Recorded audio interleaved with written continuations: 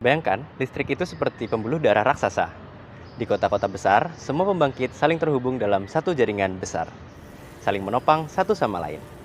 Tapi coba kita lihat pada wilayah kepulauan. Di sana, pembuluh darah itu terputus, terpisah dari daratan utama. Akibatnya, biaya operasional membengkak dan keandalan listrik yang terbatas. Selama ini, solusinya adalah diesel, karena dirasa praktis dalam hal pemasangan. Tapi diesel punya kekurangan seperti emisi yang tinggi dan biaya operasional yang mahal. Disinilah pembangkit hybrid masuk sebagai solusi, dengan memadukan pembangkit listrik tenaga surya dan tenaga angin. Merancang sistem hybrid harus memperhatikan beberapa hal, yaitu biaya yang efisien, keandalan pasokan listrik, dan bauran energi terbarukan. Apalagi saat ini terdapat masalah di mana software yang sudah ada seperti Homer Pro sulit memodelkan komponen existing.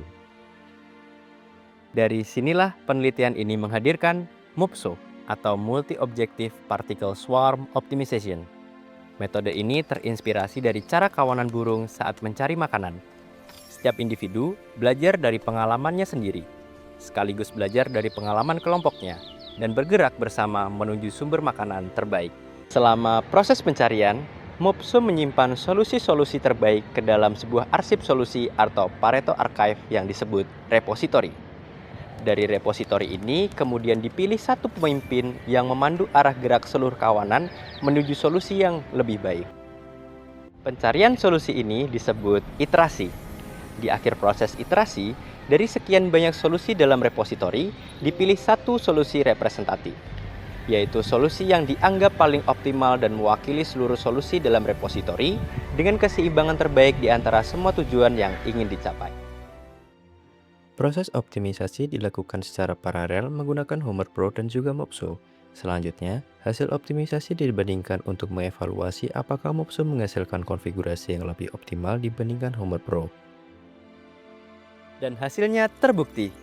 Saat dibandingkan dengan Homer Pro sebagai model optimisasi populer, MOPSO menghasilkan biaya energi sebesar $0,231 per kWh, yang mana lebih murah $0,021 per kWh dibandingkan Homer Pro.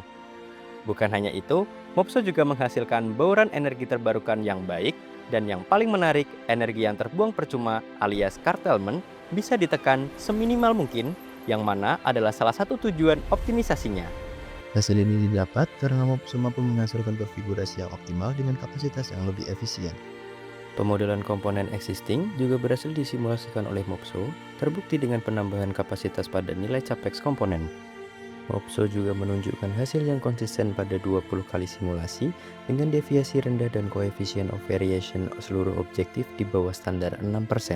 Penelitian ini menghasilkan algoritma MOPSO yang stabil dan mampu menjadi alternatif optimisasi hybrid microgrid yang lebih baik untuk mendukung sistem energi yang andal dan efisien, serta memberikan kontribusi pada 4 poin SDGs. Saya Samuel Triyono Dewantoro, terima kasih.